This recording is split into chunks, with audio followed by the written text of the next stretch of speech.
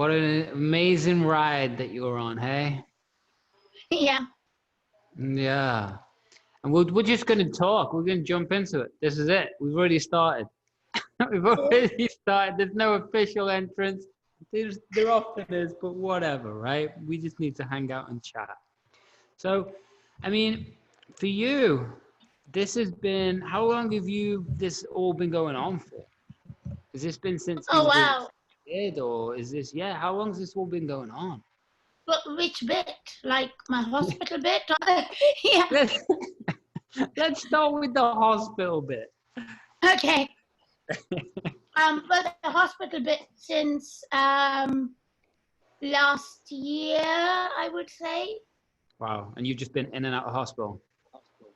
Yeah, well, I was in last year in September, and I was in for one surgery, which changed into like 6. And I was in the hospital in September, and I only got out like end of November, like on the 30th of November or something. Wow. Wow. And how have you been since then? Good. I think it's been better because at least there's like one thing I don't need to worry about right That's now. a good thing. That's a good thing. So Yeah. because you've like obviously had a little bit of press because the UK picked up well, they created an article. What newspaper was that? I think first it was the Independent, Oh wow. and then all the others caught up to it. Is that right? And what was the story? Explain to everybody listening what the story was, because I saw it and went, wow, I haven't seen you in years, and it's like we got to connect and share this crazy ride that you've been on, and how you stay focused, positive, how you keep looking forwards, how you're even healing yourself, how you're dealing with the past, how you're dealing with life, because it fascinates me, because you're always smiling, you're always happy, you're always driving forwards, and you're always grateful, you know? Yeah. Well, not always. Let's change the word always. Most of the time, right? So tell Yeah. me about what the story was and what was going on. The Independent picked it up, and then, which is one of the biggest, for you guys that are listening, that's one of the biggest newspapers in the world, you know, never mind the UK. So tell me the whole story. How did it all go about? Well, okay, I'll tell you everything properly. So Tell me the story. Tell me the story. so basically, when I was in the hospital last year, Yeah. I had applied to extend my stay and so on, and they didn't get back to me for like 12 months, and Nice. I was like, well, I need a surgery now. I can't wait for them to get back to me. Because what happened was the exact situation we wanted to avoid. Oh, okay. So I Okay. was in the hospital, in the ICU, barely conscious. And that's when my partner got a letter to our house saying how my application was not successful and that they need me to leave. You got just press pause there. You got a letter. Yeah. So if you'd have missed that letter, Then which is I would have, yeah. Yeah, I mean, if my partner wasn't home, like for people who are, single or don't live with their partners, right.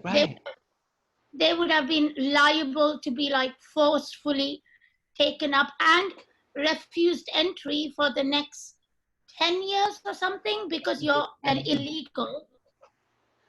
So there was no email correspondence. There's no phone call. There's nothing like in modern technology in the 21st century in 2019.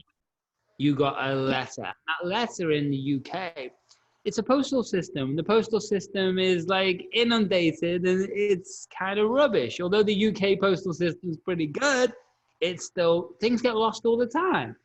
My God, I sent a card for one of my friends who wasn't well, and I didn't hear anything from her. And I was like, "Did you get my card?" And she was like, "What? No." And it arrived. I sent it to her when like she was going through a bad time. It arrived like a month later. Wow. So think about that. Think about that for not updating a system. That's Yeah. people's lives. That's people's lives. And you've been in, how long have you been in the UK for? Oh wow.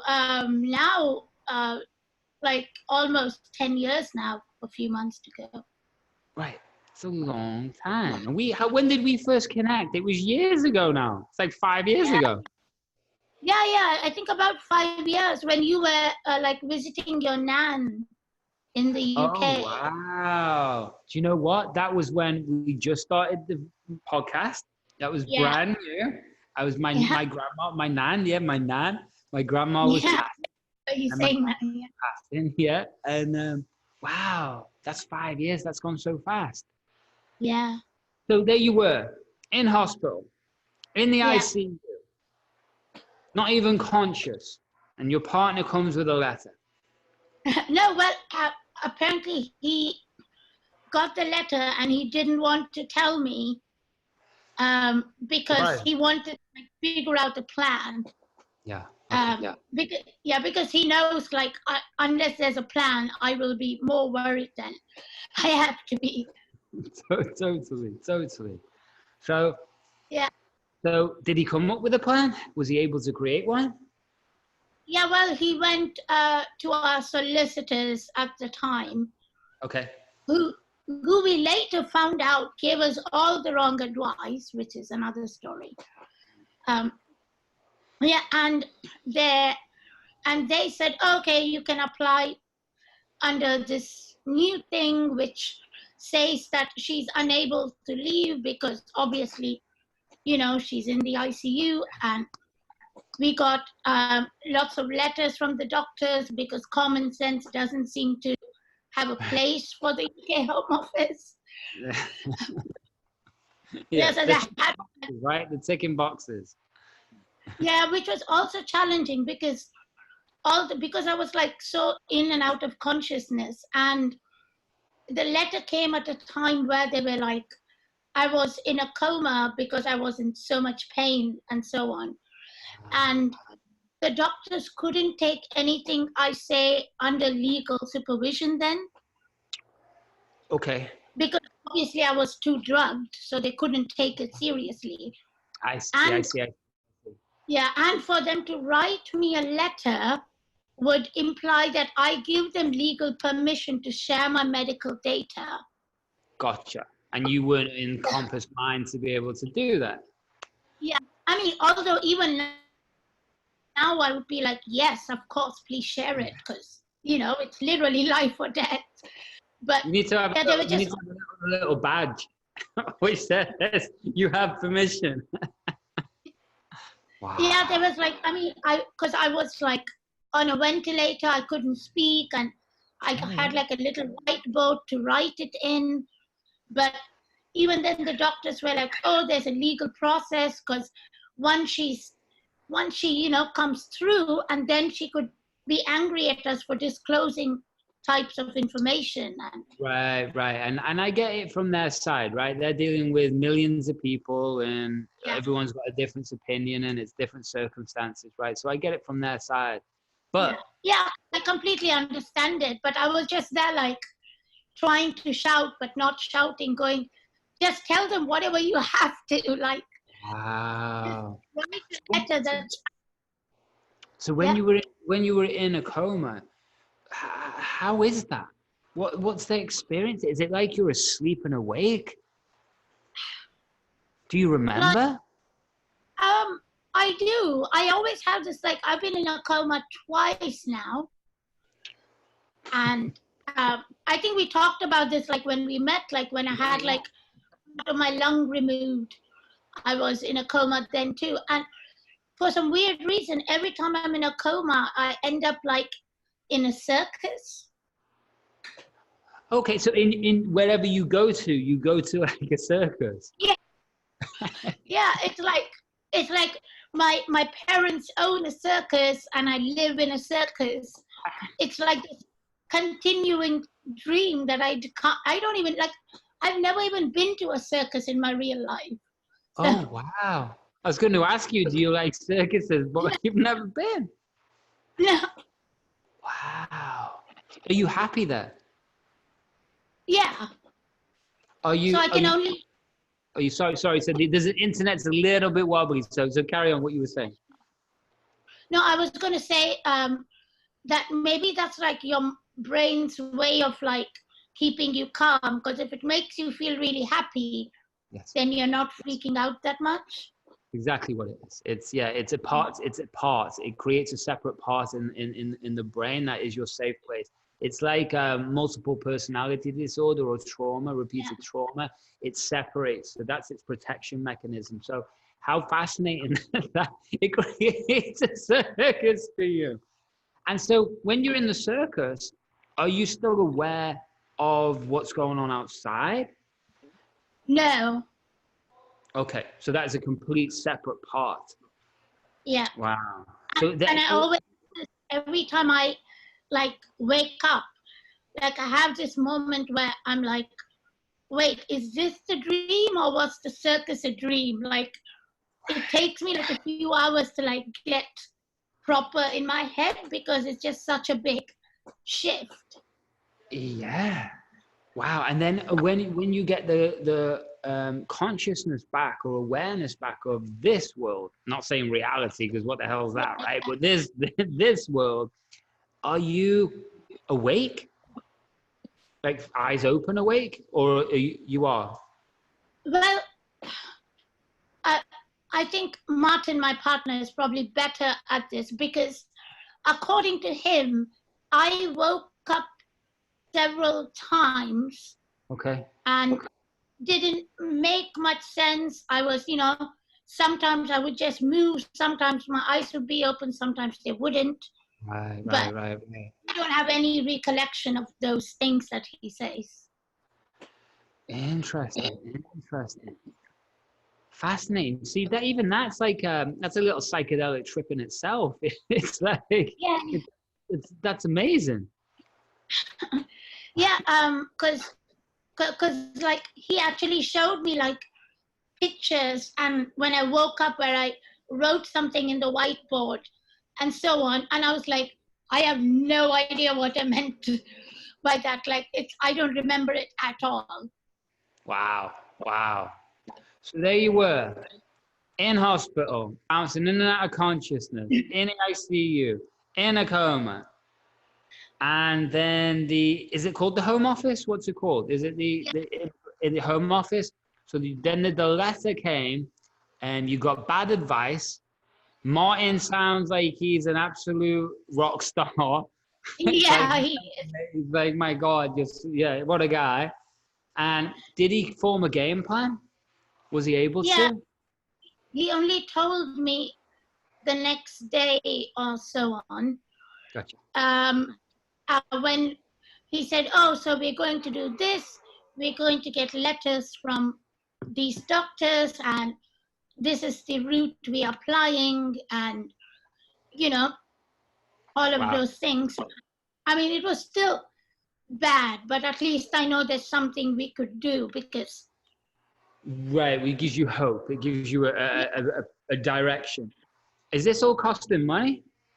oh yeah, I mean, we have spent maybe 20 to 30,000 pounds on the Home Office. Just to, wow. Just to keep you in the country, which if you were not in a coma and you'd received a letter or other correspondence, you could have sorted it all out earlier. Well, we still have to spend the money because you have to Yeah. spend the money, solicitors and barristers because the way they make it is that they don't believe your solicitors or your doctors, but you need to get like a barrister as a third party to read all these documents and say, oh, she is telling the truth, she's not lying. And that cost that much money. Yeah, it costs a fair bit. It costs in the UK, people generally don't earn a lot of money as it is. They just don't, 'cause they don't. Like, so that's Yeah, like £30,000, like a decent salary for a year in the yeah, UK. yeah, £50,000 in the UK is like a really good salary for the normal, yes. like that's a solid salary in the UK, you know, a year, never mind a bill. Now we've got a life. Yeah, but Wow. the way that we saw it was that it made more sense to do that rather than, like, the other option would be not living. So it was almost not, it's not an option when you think about it. No, and that's just for the law. That's just for the lawyers and the barristers and stuff. So Yeah. the cool thing is with the UK, the healthcare is all part of you get looked after, right? So Well, so yeah, but I pay my taxes, and that's what I'm saying. as an immigrant, I have to pay £500, no, £400 a year Okay. for the NHS. Okay. Okay. So I'm just, which is, it's still, that's not bad, right? For all the Yeah, yeah, treatment, because in the yeah. in the US, Oh, yeah, that's probably 500,000, a million. They will have yeah, charged. If you didn't have insurance, yeah. they're taking that. I don't know, that it's gonna destroy you. So at least I'm looking for the positive. At least the healthcare looked after you, right? At least they Yeah, did. yeah, great. Were the doctors good? Was everyone good to you? Yeah, yeah, they even wrote me letters and they said, this is insane. Why don't they believe that you need care? Which obviously for any person with, like, an iota of common sense, this is self-explanatory. But So there you were. Back to the scene. yeah, In you get a game plan. You're in and out of the circus, and then how did the press get hold of this? well, so basically so after that time is when I went into my fourth surgery, I think. And This is how long? This is in the space of 3 months, 2 months, no, more. no, no, this is a space of 2 weeks. You were in your first surgery in the space of 2 weeks. Like, in a space of a month, I had 6 surgeries. Okay. So when I went into my fourth surgery, that's when they decided that they had, like, meddled with my stomach too much, and it wasn't, it wasn't medically advisable to close me up. So Oh, they kind of left my stomach open and put me in, like, a full coma where I don't wake up. that's what they did. Yeah, and Wow. that's and that was for, I think, 2 weeks, or yeah, around then. So they And put you in an induced coma for 2 weeks. yeah, yeah, Were and you in the circus? Where did you go? Did you remember? actually, I think that was the time when it kind of just felt like things had paused. Like, I would only, like, remember, like, maybe waking up and seeing someone, and then I would just feel like, oh, I closed my eyes for 1 second, and the next time I opened, I saw something else, except my eyes have been closed for, days. Right. Wow. Okay. So Um, and there you yeah, were, so fourth surgery. Fourth surgery. that's when my partner had to apply for all of these things, which he says in retrospect was better, because otherwise he would have just, like, been there with me sleeping all the time, worrying more. But Wow. this gave him, like, something to do. Of course. That's and I bet he was there most of the time, right? Yeah, always. So we applied for it, and we thought it would be, hopefully they can understand that my stomach's open. I can't go anywhere. It's going to be a little tricky. I need a little bit more time. Yeah, but so then I had like 2 more surgeries, and I was discharged, like I said, like end of November 30th, I think. Okay. And we got home, and on December 4th, they sent another letter saying that we're abusing the system and that nothing has really changed. So I have to leave right now because we haven't provided any fresh evidence despite my stomach being open. Do they want a photo? What did they want? A video of the operation? What do they want to come and have a little look? What's going? What? I mean, the doctors and surgeons and like ICU professionals wrote in like talking about my exact state of health. And like all my surgeons' letters read, she will not be in a state to travel for the next year. And yeah. No shit. Yeah, so we got that, and that's when we had to go into what is like known as a judicial review. Okay.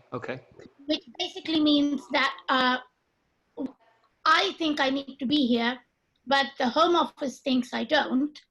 So we take it to the court as an impartial body to decide. Okay. Yeah, so a third party person basically to decide who's right. Okay, I understand. Yeah. There's lots of more money. Okay, so yeah. And then, which again took a few months, and in March, the Home Office wrote a letter saying, "Oh, we will reconsider your application if you pull away from the litigation." Because we basically think they did not want it to go to court. They didn't? Yeah, because as anyone could say, yeah, we would have won. And then what would, and they were just like, they were concerned about bad press? I think they were concerned because if a judge had seriously looked at my application, he would have said, I need to stay here because not just now, but my drugs aren't available in my home country. Oh. So sending me away would be like sending me to a death sentence. Literally. That's yeah, literally. Crazy. Okay, so you came home, you went to that impartial jurisdiction, the judge thing. What happened there? What's the next steps? What went on? And then I was home, but yeah. I was still not like completely well. So when they sent me home, they basically skin closed my stomach, as in, which means that they put all my muscles and so on to the side and all the layers of skin, and closed my stomach with a thin layer of skin. Wow, so it was closed, but it wasn't sewn and healed all the way through, right? Yeah, that was open. Don't have a core. And you need a core to like function and walk and do things. Yeah, that's gonna help. That's gonna help. Wow. And so I went and I saw my surgeons in March, and they said, because initially they were going to do the surgery in April or May to close my stomach up fully. Okay. They saw me and they said that I was like 42 kilos or so. And I don't know how much that is in stones. Oh, you know kilos, yeah. I know kilos, but I don't know what it is in stone, but that's not a lot of stone. No. So, yeah, we can't operate on you while you're like this. you need to be like a lot more healthy for us to be able to operate on you. Which, Um, okay, that's fair enough, you know. yeah. So that's when I spent another month in hospital in April when they like hooked me up with this thing. So And that's in your arm still from then? yeah, and every I can show you 1 second. Do it.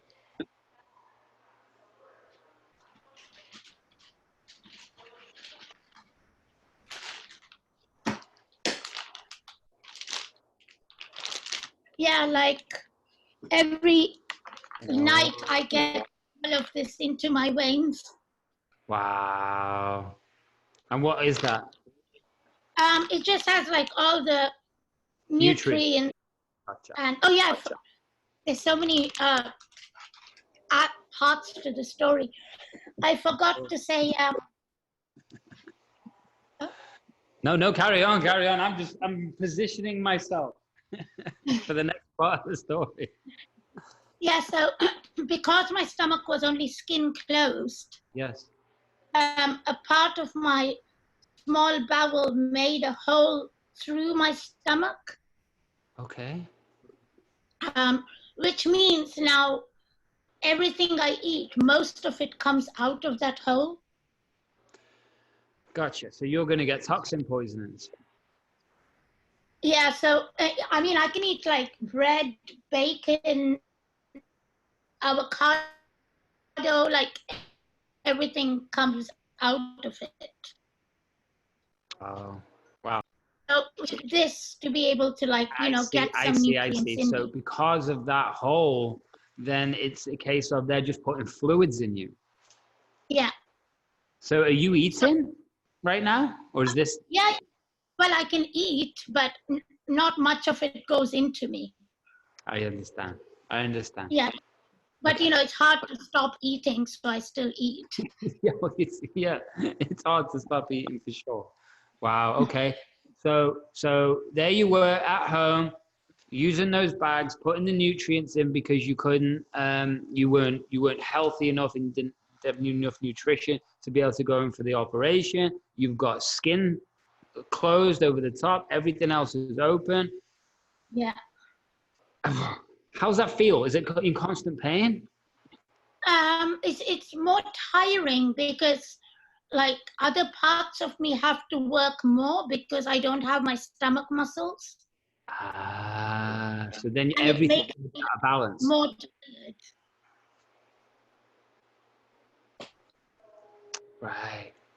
Right.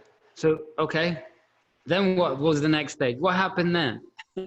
Yeah, so it was in April, and we were told that like the Home Office does this fairly regularly, as in tells you not to go to court and then gives out the same verdict. Oh.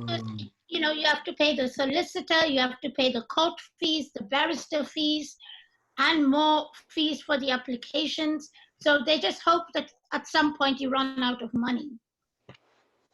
Right. And that's exactly what it is. So they're putting you through a legal system to make money for the legal system. And that's really what it's to do with. You know, that's exactly what it's to do with. Like in the US, everything's about insurance, right? So everything has to go through insurance, and then the legal the departments have to get in. It's the same like scam, right? And that's what it is. My words, not yours. My words, not yours. And like and a lot of people do end up losing money because, you know, like what the few people who have access to that kind of money to keep putting in just buy a, you know, what's called as a business visa, where you show £200,000 and you get a visa. Nice. Nice. Yeah. You know, and that works like that in a lot of countries. If you're rich, then you're good. Yeah. Okay. So then yes. Home.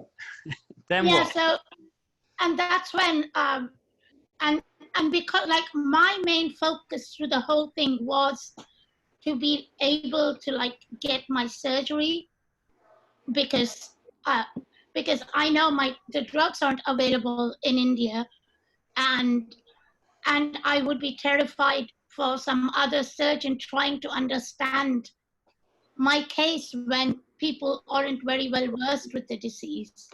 Right, right. And you say disease. Yeah. We haven't mentioned, are you able to say what's going on? Oh, yeah. Well, I have Crohn's disease, but it's a severe form of it because I was operated twice in India when I was little. Yeah.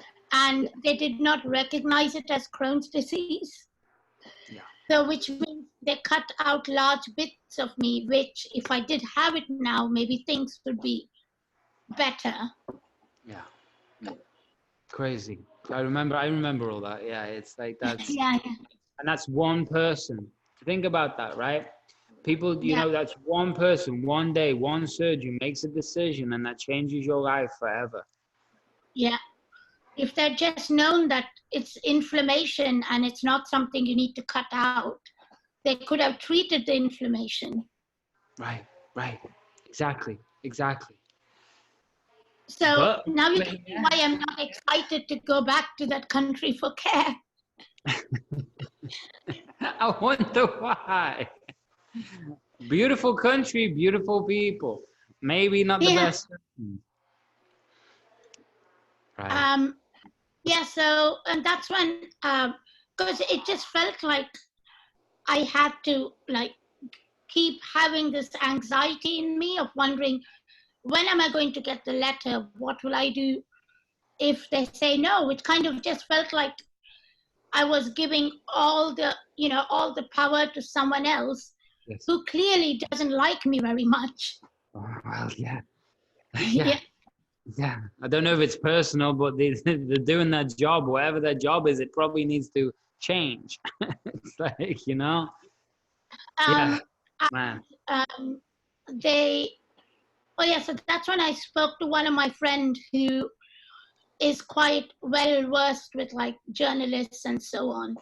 That I'm prepared to tell my story, and if there's someone, I would be. And it's really strange, since speaking to journalists, I found out that they've been struggling to find a health immigration person to speak up. Is that right? And yeah, because you already feel vulnerable having a health condition, and you don't want more attention on you. And you're dealing with where you're living in the world, that you've built a life over the last 10 years, and that should be enough. That should be you should be citizen. You should be everything. You've paid taxes. You've spent time there. You have a life there. Your life isn't in another country anymore. I know this because I've been away 17 years. So it's like my life isn't in the UK anymore. It's not. Yeah. I know people, but my life isn't there. It's in the rest of the world. So for me to be forced back to the UK, that would really it would destroy my life. It would really destroy who I am. And so I understand where you're coming from. It's like being forced back, but it's even more than that, because if they forced you back, then they would literally probably kill you. Yeah. So yeah, and I was happy to talk about my story, because I thought, well, I don't have to be afraid anymore because they've done the worst. Yes. So there's nothing more, because that's one of the things, because I felt a bit powerless. But then I thought, well, if you hadn't done it, then you would hold some cards over me. But because they did it, now I can just do whatever I want. That's awesome. So the newspaper came, and it was the Independent, first of all, you said? Yeah, and I didn't realize that they put me on the front page on a Monday morning. Oh, wow. I just thought, somewhere in one of the pages. I didn't realize that I would get front page cover. I didn't know you got front page cover. That's a big thing. Wow. Yeah, and I actually woke up on Monday morning with so many, like my Twitter and emails going, like so many other media requests from like different television channels and newspapers and Wow. whatnot, wanting to like know more about it. That must have been, what were you thinking right there in that moment on Monday morning when you woke up and saw all of this and you didn't even know you were going to be on the front cover, then everything changed. It's like, what was going through your head in that moment? Um, I I think when I didn't realize how everyone had gotten to know about it, Right. but halfway, like through the day, I was like, okay, now there's no way they can kick me out. Mm. because I think it just showed that there are people out there who care. Yeah. Yeah. and Exactly. and a government can't do something that 170,000 of its people don't want them to do. Well, they can, but it looks so bad on them, and it'd be consequences, right? So, wow. So you felt empowered from this. Yeah, and I also felt like good because I also got like loads of personal messages where they were like, oh, I'm going through the similar thing, but like I don't want to put this out there, and I don't know how to navigate through this, and so on. Wow. Wow. So you became that ambassador by probably thousands and thousands of people that are going through the same thing, who just literally couldn't speak out or wouldn't speak out, right? But Yeah. you were brave enough to go, whatever, let's go and do this. Well, Wow. when you don't have any other options, you think, why not? Why not? Right? Why not?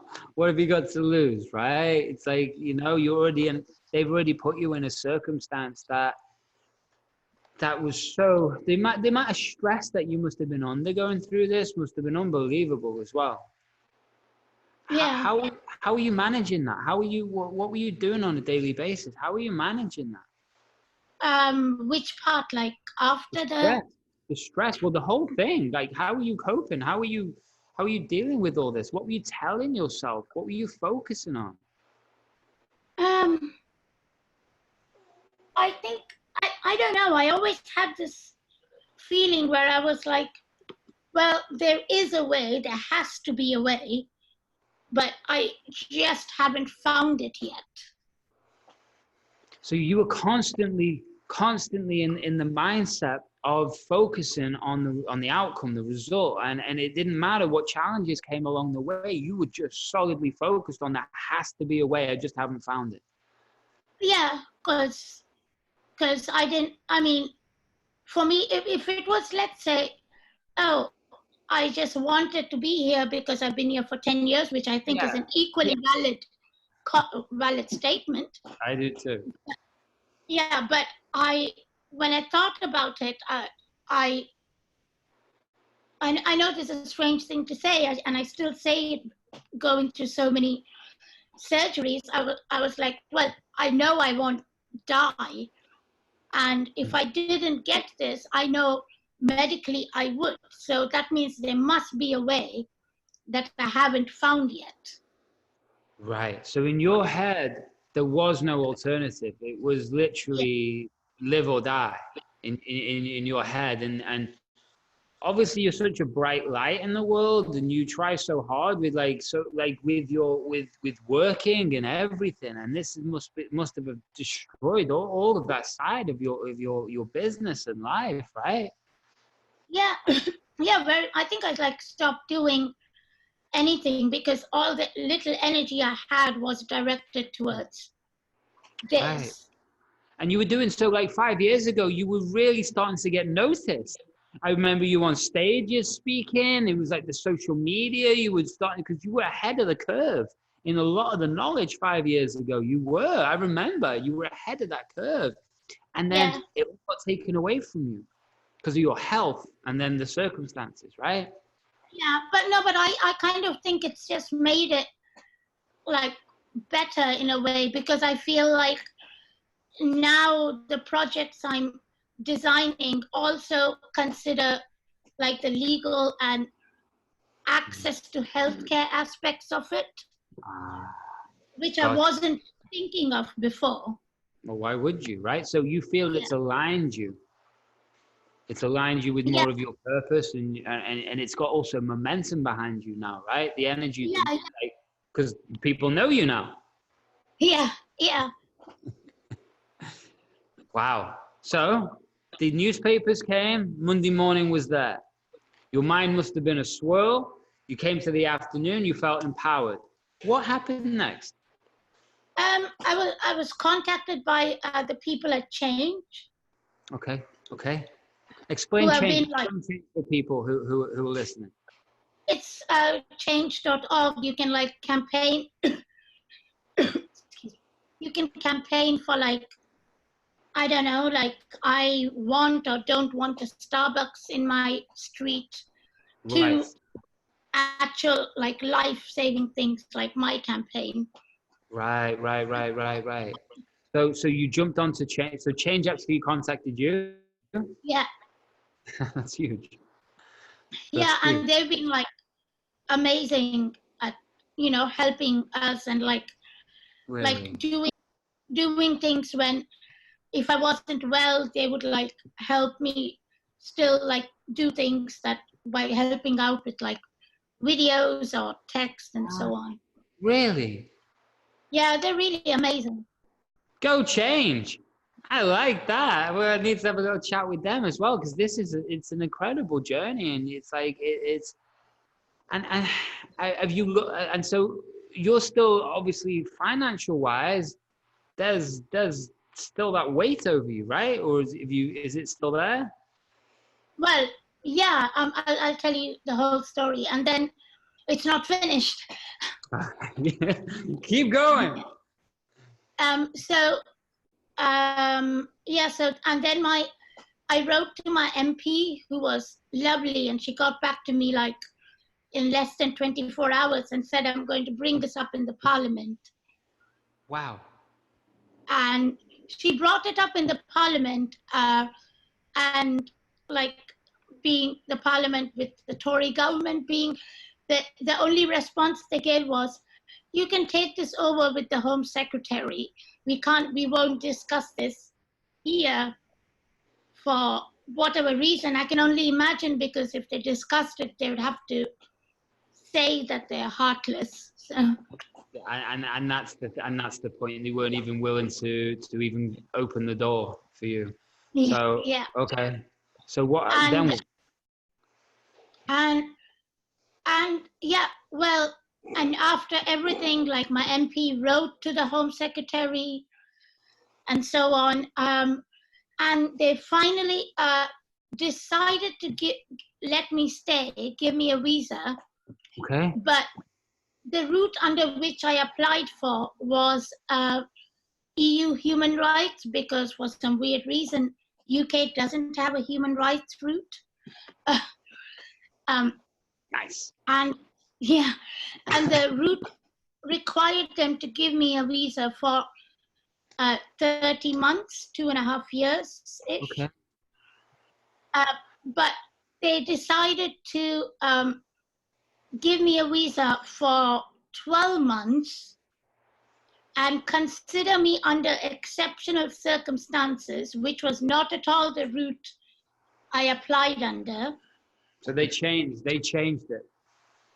Yeah, and like I spoke to like my MP, the people at Change, and like lots of immigrant charities, and all of them said, oh, they saw that you were getting momentum and they wanted you to get silent.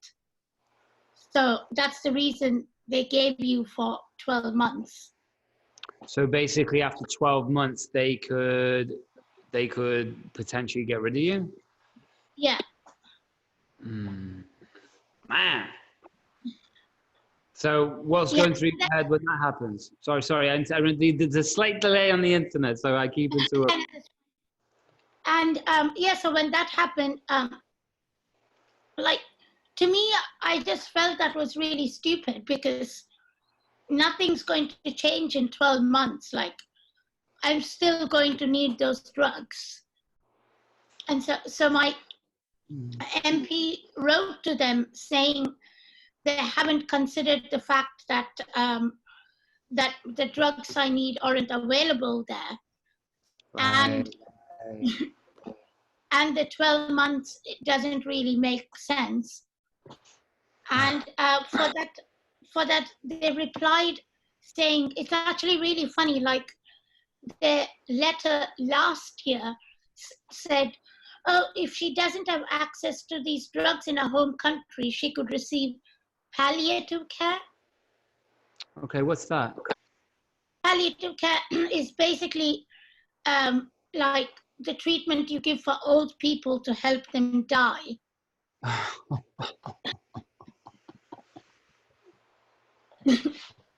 Wow. So they were like, so we acknowledge she will die. She could just get dying treatment in her home country. And yeah, exactly. Nobody knows what to say to that. And her response this year to my MP that my drugs aren't available there was, I don't know if she was trying to be funny, but it's not really funny because it's life and death. She actually wrote, she could pursue alternative remedies as opposed to modern medicine. Oh, who said that? Like the MP said that to? No, the Home Secretary who decides who gets to have a visa or not. What's that got to do with them? What drugs? What medicine? It's got nothing to do with it. Yeah, because my MP said that my medicines aren't available in India. They're saying alternative. What did they want you to do? What were the alternatives? I have no idea. Maybe, I don't know, drink some juice and hope it works. Right. Yeah, basically, yeah, go and, yeah. Anyway, okay. So, interesting. No, that shows me such a detachment from actual, that's like a king looking at the like the starving people and going, well, why don't they just eat food? You know, well, I don't understand. Why don't they just eat food? They're hungry. I don't understand. That's exactly the same way, right? Well. Man. Okay. So then what happened on this ride? Well, that's where we are now. So my campaign is still going on, and the Parliament is on a break right now. Okay. So they come back on 4th of September, I believe. Parliament's on a break? Yeah, they take breaks. They're on a holiday? I think so. They're on summer holiday. What about the country? All the things like happening still? People needing like rules and things changing and help? No, we're going on holiday. Well, you know, they could get alternative therapies. Well, yeah, they could get into an alternative parliament, right? Just for a few weeks. They could get a stand-in. Wow. I feel like maybe we should, I would really like to write a response back saying, I know you're really struggling with Brexit. Maybe you could get an alternative Brexit and just be nice to all EU people and see how well she likes it. Wow. Absolutely bizarre. So how are you feeling with all of this right now, where you are in this whole journey? Because we're up to date now, right? We're at the present day. And you told me that you're going today to speak to more surgeons and potentially tomorrow, sorry, and you're gonna go back in if you're healthy enough, because you're pumping yourself with bags of nutrition that then you go and get more surgeries, which means closing up. Well, it was closing up, but now they think it might be better if they did it as two separate surgeries. Okay. One to fix my hole and the other to close me up. So. Okay. Which kind of makes sense, right? Yeah, so I know I will at least need 2 more surgeries, and the whole 12 months is already invalid now because there's no way I'll be fine by, next April. So we might be getting a case again where they try and potentially kick you out of the country when you're lying in hospital. Yeah. Or needing drugs or staying at home or whatever the heck it is, right? Wow. So are the media following up with you? Do you have support? How are you keeping this momentum going yourself? How do you need support? What do you need? I've been writing to different newspapers because I feel like it's not just me. Like, obviously nobody wants to be named, but there are lots of people with chronic health conditions, which was obviously, my entire work before all this happened. Yes. Yes. I realized that there is like no route for them to be able to have access to drugs if you're an immigrant.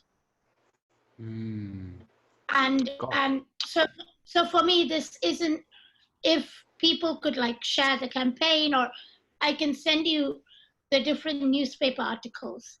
Send me everything. This isn't the end of this. We need to go into a little bit of a battle with this because I've been stranded in countries, not like what you're going through, but I've been stranded in countries really injured. And like my leg got snapped in half and I was in America and I couldn't afford MRIs or operations. And I walked around with a detached leg for 4 years, for 4 to 6 months. And there was nowhere I could go and do what, and that's just a tiny little glimpse of what you've gone through, right? And I've traveled around the world and I've seen a lot of people in a lot of circumstances. And do you know what? The world is the world. It's one place. We're all human. We're one thing. Doesn't matter about where you're born, what color you are, what country you're from. We all need to support each other. I mean, sorry, I didn't mean to cut you off. No, it's the internet, Wobbly. It's good. Carry on. Yeah, but to me, it doesn't make any sense because as foreigners, we pay taxes. We pay more for the NHS, £400 a year on top of taxes, so it's double taxations. Right. And if we do all of those, and I've done that for the past 9.5 years, and then you say, oh, we don't have much use for you now that you want something for having paid into the system, then it just shows like the type of government and how they value people. And to me, it doesn't end with immigrants or people of color. Then it's the people in, EU, like European people. And then it's their own people who have money and who don't have money to access things. It just shows how they classify people. And that's just not the kind of government I think like Britain deserves, because I know a lot of English people and they're amazing. Totally, me too. I'm one of them. But yeah, but it's not about it's. I think that, and you'll know this from traveling. It's like everyone's the same. Yeah. People. Everyone just wants to be happy, healthy, and be able to pay the bills and eat food. And help and probably if they could help somebody. And that's across the whole of the world. But when you get talking at the highest level, what that is, it's about money. It's only about money. And it's about making sure that they get paid for their legacy and their ego. And at the end of the day, they should be fully on board with just helping people. People, not who, people. And you didn't Yeah, come to the country for the yeah, operation. You came to the country to start a new, beautiful life. And you got, like, you worked out what was wrong with you there. And you worked out that, you know, your health started to decline. And that's where you needed support in a country that you're paying tax to, in a country that you're building a new life in a country that millions of people have come in who are immigrants. And you talk about the US, just for example, the whole country is built on immigration. Every single damn person in there came from a different country, and that's your native. And with the UK, it's kind of the same thing. How far do you want to go back in bloodlines, right? We're a mix of yeah. everything. It's insane. Have you got I mean, like yeah. sorry, no, so go carry on. I'll ask my question in a second. What were you going to say?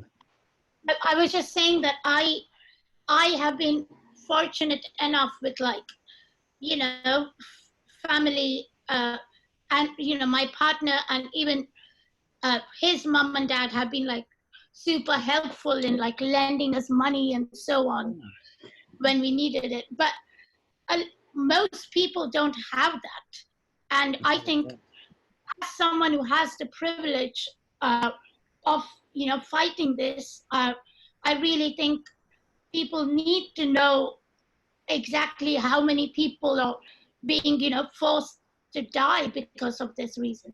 And there's the word, and that's the truth. Forced to die, and that's the absolute truth. Forced to die, you know.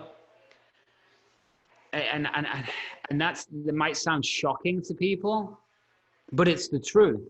They're forced to die because they don't have enough money and because they were born in a different country and they've been trying to set a new life up. And I mean, that's the thing is like, I only got diagnosed 2 years after I came here. right. So like, Right. obviously when you get a lot of press, you also get a lot of dickheads, and they're people like, oh, you came here for free healthcare. Right, of course. And right. yeah, and I'm like, I didn't even know I had this after 2 years of coming here. And 2 years is you've made a life. Yeah. You made a life in 2 years. If you're in a relationship with someone for 2 years, that's a long time. If you've got a dog for 2 years, that's a long time, right? If you're homeless for 2 years, that's a long time, right? Yeah. If you've lived in a country for 2 years, that's a long time. You've got roots there, you've got friends there, you've got networks there, you've got work there. Everything is that. 2 years is a long time. You've established yourself there. And then you work out what's wrong with you. Right? So have you got like crowdfunding going on? What have you got a crowdfunding source to help you through the monetary side of this? Or Yes, I do have I basically told my story in brief on my website. It's theonlybe.com. That's THEONLYBE. I'll be putting links, don't you worry. I'll be putting links everywhere. It's B because it's like the first letters of my first and surname. Ah, beautiful, beautiful. And I was going to say, I recently, one of the articles I wrote was like critically looking at the new cabinet of the government. And there were a lot of people saying, oh, Boris Johnson is so diverse and he really loves everyone, blah, blah, blah, so on. But I just pointed out like the track record of the two brown people he has in the cabinet and how hostile they are to other immigrants. And yeah, there were just so many people who were angry at my article, calling me like a racist simply because I said that, like, you can't. I think that's what people need to know. Like, you can't judge people by their color, but by what they're doing. Completely. It's like I don't even understand. It's like the world eventually is all going to be brown.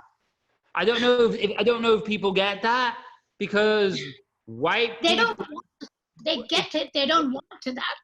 Oh, well, maybe that maybe that's the truth, right? Another 200 years, the world is just going to be brown. There's going to be no white. There's going to be no black. Everyone's just mixing with each other because we're all human. Some people are idiots. Some people are awesome. It doesn't matter what color you are, and how interesting that the people in the cabinet. And I don't know this, so I can't comment. But just off from what Yeah.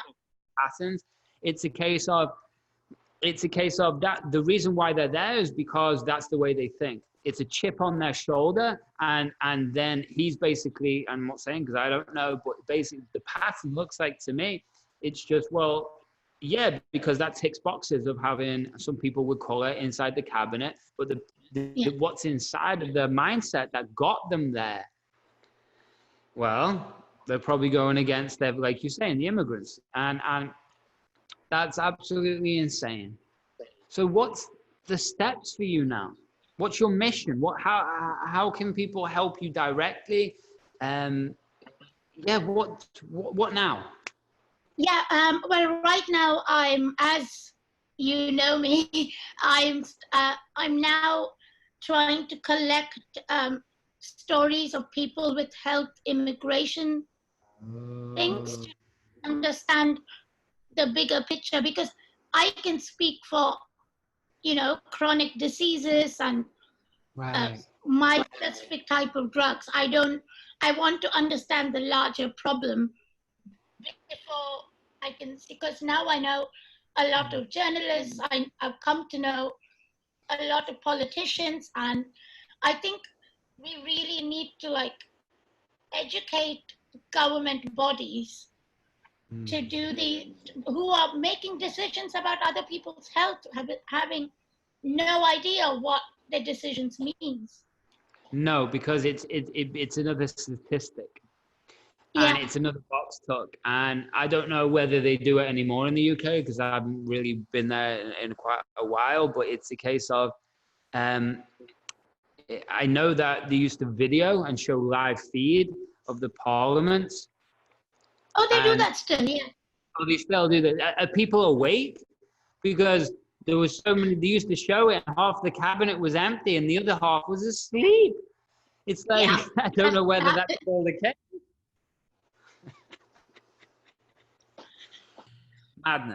Madness. So you want to really get behind this movement. You want to really help open up the door of, it's not just about you. There is an actual cause here. There's thousands and thousands, possibly millions of people in these circumstances. There's only probably a small percentage of people that are trying to scam the system. The rest of people are genuine, heartfelt, kind human beings that have found themselves in a circumstance of basically life and death. And you want to be that ambassador who wants to go and push this. Why? Because you're brave and you're intelligent and you have that network around you. And now you've connected with journalists and MPs that realize who you are and support you. So how can, besides this podcast, so people can help you with to help support you with, like, I was going to say Patreon, but it's not Patreon. To help you with crowdsourcing, people can help you. How else? I made a link. It's just bit.ly/IMM story, like immigrant story. If you go to, like, I don't want, like, I'm never going to publish people's names or so on. I just want to understand the problem better. That's and if you want to see my previous work, people can go to theinvisiblelabs.com, which was all about health and autoimmune diseases. Right. I remember that one. Yeah. And this is a journey that you've been on for such a long time. A long time. How do you keep hope? I think it's mostly the people, because when I was, 5-6 years ago, I found like a group of people globally who all said, "Oh, we were told these horrible things medically speaking, but look, we are doing this now," and that's what motivated me. And now it's it's the people like from people I know, like my partner's parents, who don't even ask, who are just like, whatever you need, we can help you, which is the kind of attitude I haven't come across before. Because I think there's like being generous, and then there's like, you don't even have to tell us, we trust you. Whatever, yeah, you're not trying to hurt, you're just trying to, yeah, it's whatever you need. Whatever you need. And leading up to the 170,000 people who supported. So, if you can't find hope in 170,000 people, then I don't know, see a doctor. Another one. Yeah. So 170,000 people who signed things. What do you mean by 170,000 people? Yeah, there's a number of people who signed on the Change platform, the campaign, wow, which you can find at change.org /Let Bhavani Live. Let Bhavani Live. Wow. Yeah, so that's LETBHAVANILIVE. Beautiful. Let Bhavani Live. That's wow. Or if anyone goes to my Twitter at BHAESA, you will find everything there. Amazing. You should be proud. You should be proud. You really should be proud. I am, especially after, hearing from everyone that people haven't wanted to come forward. It kind of feels like, almost like, in a weird, selfish way, all this happened because I had to discover this. But this could really create massive change, This could really create massive change, and we've got to open up the door for your voice. We've got to open up the door for your message. We've got to. And yeah, right now I'm building a platform that's still in the works. So if people follow me on Twitter, they'll know.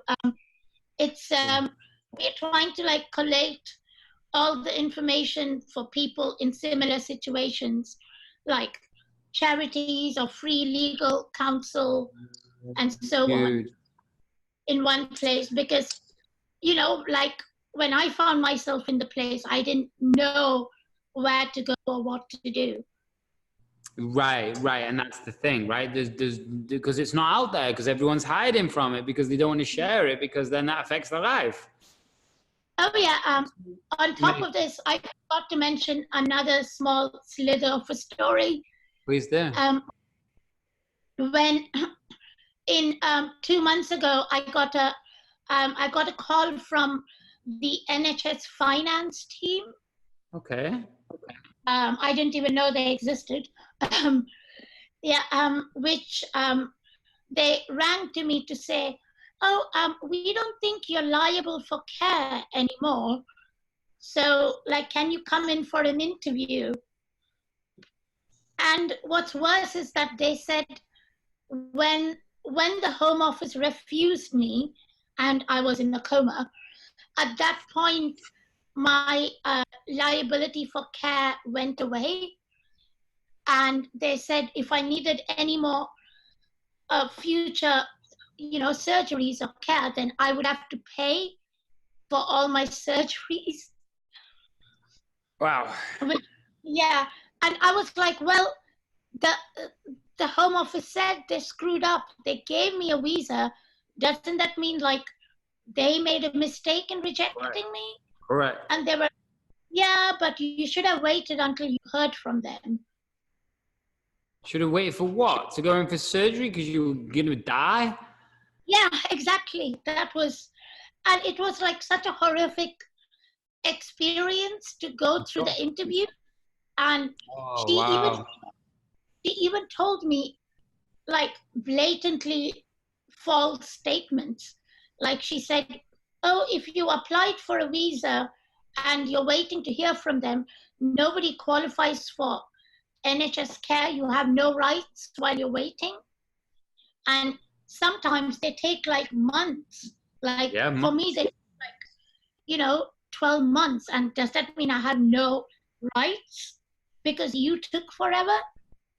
And which is simply not true, because if you go on the gov.uk website, the first thing it tells you is if you applied in time, then you retain your rights. I think she was just trying to. 1 second, Bhavani. Which is like not true. If you go on the gov.uk website, the first things it tells you is if you have applied under time, then you retain your rights. So they weren't telling the truth. No, Or she was. they didn't know their information, one or the other, right?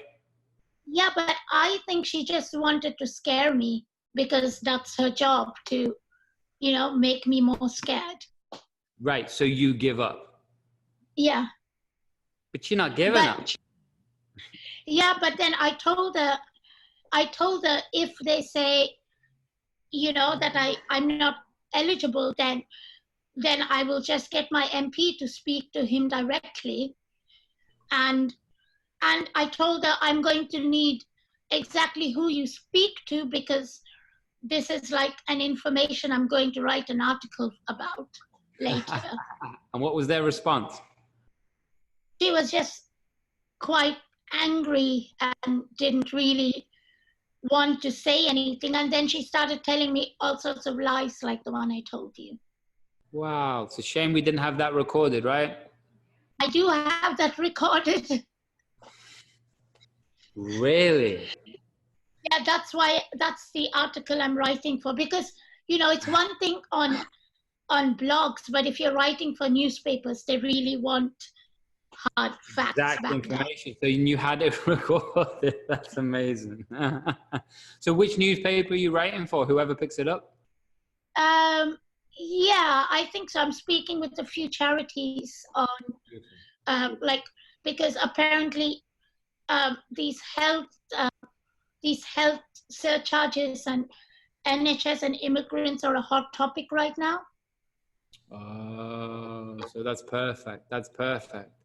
So Yeah. more of a reason why we need to get you out there. And beautiful that we've had this huge conversation on video, and you know what I mean? That's a big thing, right? So it's all on video, which means then you can use this for whatever the heck you want, right? And you can take clips, chop it up, whatever, it's there.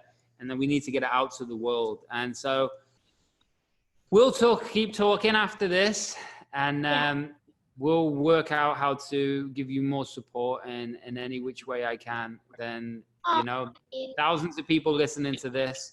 So, and there's thousands of people probably in the UK listening to this. So UK people, get it together. We need to get behind this, because this is just about money and power and an outdated system that needs to be awoke. It needs to wake up and understand that this world has radically changed, and they need to catch up. This isn't the Stone Age. This isn't the 40s. We can send messages to anywhere in the world right now, right? And that's the point. Bhavani, I have to go, but it's been lovely connecting. It really has. And let's stay in contact. I'm going to blast this out next week. Great. Yeah. What are we waiting for? Let's get it out, right? And then so I'll talk to you the start of next week, and we'll work out how to share this, because this is straight on video and it's an hour plus interview. So we need to get this around on Facebook. We need to get this around and get this shared. Yeah, thank you. Yeah, I Right. think most of all, if anyone catches me on Twitter, that might be the easiest. So Twitter, and we're going to make sure those links are there. And say it one more time for people. Twitter, BHAESA.